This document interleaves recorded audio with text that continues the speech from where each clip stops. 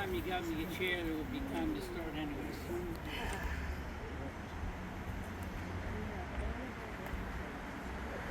So you have your thing, right?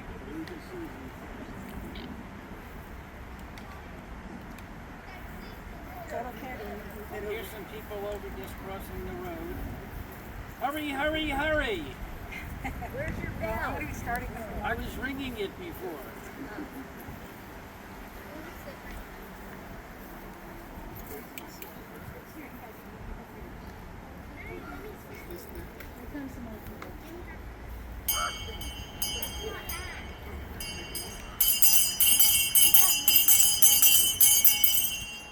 Hear ye, hear ye!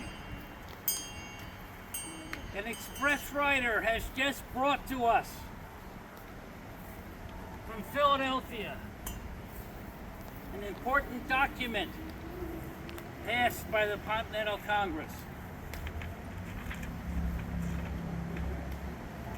And it reads as follows: in Congress, July 4, 1776, the unanimous declaration of the 13 United States of America. When in the course of human events it becomes necessary for one people to dissolve the political bands which have connected them with another, and to assume among the powers of earth the separate and equal station to which the laws of nature and of nature's God entitle them. A decent respect to the opinions of mankind requires that they should declare the causes which impel them to the separation. We hold these truths to be self-evident, that all men are created equal, that they are endowed by their Creator with certain unalienable rights, that among these are life, liberty, and the pursuit of happiness. That to secure these rights, governments are instituted among men, deriving their just powers from the consent of the governed. That whenever any form of government becomes destructive of these ends, it is the right of the people to alter or to abolish it, and to institute new government, laying its foundation on such principles and organizing its powers in such form as to them shall seem most likely to affect their safety and happiness. Prudence indeed will dictate that governance long established should not be changed for light and insufficient and transient causes. And accordingly, all experience has shown that mankind are more disposed to suffer while evils are sufferable than to right themselves by abolishing the forms to which they are accustomed. But when a long train of abuses and usurpations, pursuing invariably the same object, evinces a design to reduce them under absolute despotism, it is their right, it is their duty to throw off such government and to provide new guards for their future security. Such has been the patient suffering of these colonies, and such is it now that this necessary, or the necessary which contains them to alter their former system of government. The history of the present King of Great Britain is a history of repeated injuries and usurpations, all having in direct object the establishment of an absolute tyranny over these states. To prove this, let the facts be submitted to a candid world. He has refused his assent to laws, the most wholesome and necessary for the public good. He has forbidden his governors to pass laws of immediate and pressing importance unless suspended in their operation until his assent shall be obtained. And when so suspended, he has utterly neglected to attend to them. He has refused to pass other laws for the accommodation of large districts of people unless those people would relinquish the right of representation in the legislature, a right inestimable to them and formidable to tyrants only. He has called together legislative bodies of places unusual, uncomfortable, and distant from the depository of their public records for the sole purpose of fatiguing them into compliance with his measures. He has dissolved representative houses repeatedly for opposing with manly firmness his invasions on the rights of the people. He has refused for a long time, after such dissolutions, to cause others to be elected, whereby the legislative powers, incapable of annihilation, have returned to the people at large for their exercise, the state remaining in the meantime exposed to all the dangers of invasion from without and convulsions within. He has endeavored to prevent the population of these states, for that purpose obstructing laws for naturalization of foreigners, refusing to pass others to encourage the migration hither, and raising the conditions of a new appropriations of land. He has obstructed the administration of justice by refusing his assent to laws for establishing judiciary powers. He has made judges dependent on his will alone for their tenure of offices and the amount of payment for their salaries. He has erected a multitude of new offices and sent hither swarms of officers to harass our people and eat out their substance. He has kept among us in times of peace standing armies without the consent of our legislatures. He has effected to render the military independent of and superior to the civil power. He has combined with others to subject us to a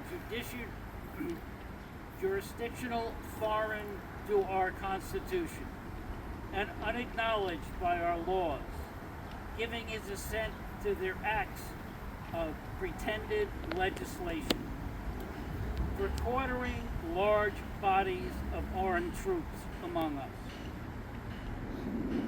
for protecting them by mock trial from punishment for many murders which they should commit on the inhabitants of these states, for cutting off trade with all parts of the world, for imposing taxes on us without our consent, for depriving us in many cases of the benefits of trial by jury, for transporting us beyond seas to be tried for pretend offenses, for abolishing the free system of English laws in a neighboring province, establishing therein an arbitrary government, and enlarging its boundaries so as to render it at once an example and fit instrument for introducing the same absolute rule into these colonies, for taking away our charters, abolishing our most valuable laws, altering fundamentally the forms of our governments, for suspending our own legislatures and declaring themselves invested with the power to legislate for us in all cases whatsoever. He has abdicated government here by declaring us out of his protection and waging war against us. He has plundered our seas, ravaged our coasts, burned our towns, and destroyed the lives of our people. He is, at this time, transporting large armies of foreign mercenaries to complete the works of death, dissolution, and tyranny. Already begun with the circumstances of cruelty and perfidy scarcely paralleled in the most barbarous ages and totally unworthy the head of a civilized nation. He has constrained our fellow citizens, taking captive on the high seas, to bear arms against their country, to become the executioners of their friends and brethren, or to fall themselves by their hands. He has excited domestic insurrections amongst us, and has endeavored to bring on the inhabitants of our frontiers, the merciless Indian savages, whose known rule of warfare is an undistinguished destruction of all ages, sexes, and conditions. In every stage of these oppressions, we have petitioned for redress in the most humble terms. Our repeated petitions have been answered only by repeated injury. A prince whose character is thus marked by every act which may define a tyrant is unfit to be the ruler of a free people. Nor have we been wanting in attentions to our British brethren. We have warned them from time to time of attempts by their legislature to extend an unwanted jurisdiction over us. We have reminded them of the circumstances of our emigration and settlement here. We have appealed to native justice and of magnanimity, and we have conjured them by their ties of our common kindred to disavow those usurpations, which would inevitably interrupt our connections and correspondence. They too have been deaf to the voice of justice and of consanguinity. We must therefore acquiescence in the necessary which denounces our separation and hold them as we hold the rest of mankind, enemies in war, in peace, friends.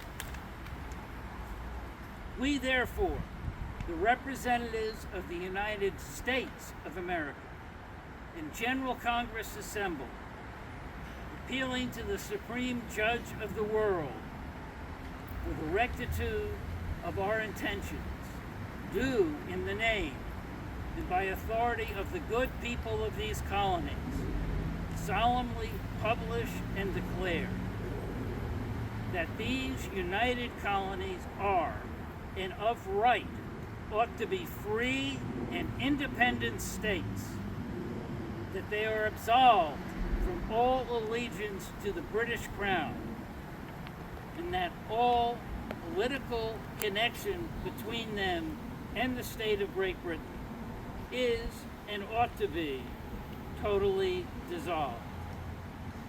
And that, as free and independent states, they have full power to levy war, conclude peace, contract alliances, establish commerce, and do all other acts and things which independent states may of right do.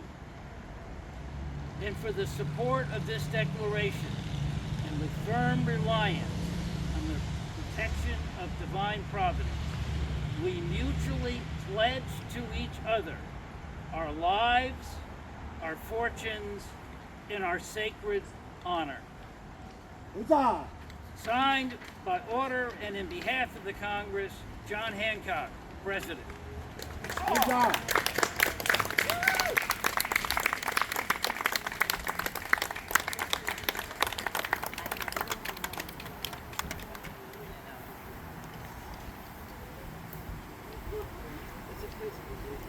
Have a few short remarks before we go get some more root beer. So the Declaration of Independence was delivered to the people in exactly the way that you just saw it delivered. It was meant to be read aloud. And the first Declaration of Independence that was released to the people is not the document we all think of with the signatures and the handwriting fading away at the National Archives Rotunda. It's actually this type of document right here. This is a copy of the Dunlap broadside printed by Edison Gill and Faneuil Hall, exact replica copies. So on July 2nd, the Continental Congress voted to sever ties with Great Britain, declaring the 13 colonies free and independent states. On the 4th, Congress approved the final text in Philadelphia, and by signing and supporting it, they knew that they were committing an act of treason, punishable by imprisonment or death. And then it was time to get the word out. The night of July 4th into the 5th, Benjamin Franklin and Thomas Jefferson went to the printing offices of John Dunlap of Philadelphia and stayed there throughout the night to help print this document in the format you see here. The copies, known as the Dunlap broadside, contained lots of printing glitches and variations. They were doing this incredibly quickly, trying not to be discovered by the regular forces and to get it out to as many people as they could.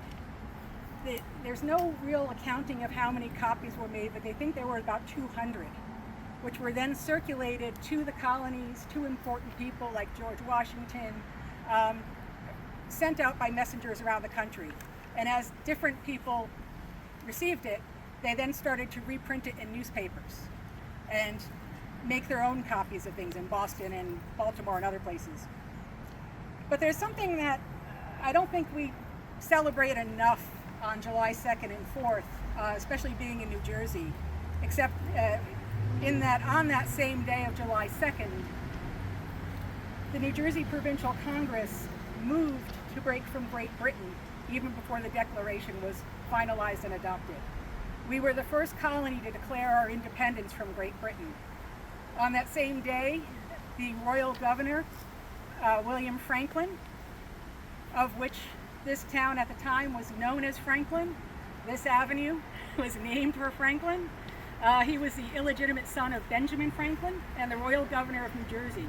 He was arrested down at the governor's house and imprisoned, eventually in Connecticut. But they also, on that same day, New Jersey adopted its first constitution on July 2nd, 1776. And this constitution, I love, being a woman who owns property and is single, because it allowed me the right to vote. Any women and people of color, essentially, it read all inhabitants of New Jersey could vote as long as they possessed 50 pounds in property, which is about $10,000 today. So it's not a whole heck of a lot. But, so back to Philadelphia. So the Declaration was written in 3 broad sections. The first is the poetic, the philosophical, based on John Locke and echoed in Thomas Paine's Common Sense. The second is kind of the laundry list of grievances collected from all the colonies into 27 grievances against the Crown. Kind of wanted to throw in a joke here about Taylor Swift's breakup letters, but that's pretty much the same type of thing. All the petty stuff is in there. And then the final section restates the case for independence, the failure of the previous petitions, and declares that when a government becomes destructive of the rights of the people, it is the right of the people to author and abolish it. So I want to thank you and thank Van for our reenactment today, and also remind you that not tomorrow, But Sunday, we are having a second July celebration, which is the closest date of July 14th, 1777, when Washington and his officers stayed at the Van Allen House, making it the headquarters of the Continental Army for one day. So we'll take it. And we will have we have our historic blacksmith, unless he passes out from the heat. We have spinners and weavers coming. We have one of our members who's bringing his incredible Revolutionary War armaments and arms, bayonets, all original, as well as continental currency. And Van will be repeating this performance at 2 o'clock again. We'll do this again just because we July like it. 12th. So thank you We'll again also for have coming. lawn bowling. July 12th. That'll be next Sunday. Yeah, so 12, yep. So it's 1 to 4, and our reading is at 2 o'clock again. So thank you, come enjoy. Make sure you get some refreshments. They're under the tarps over there just to keep it cold, but thank you. Thank you. Thank you.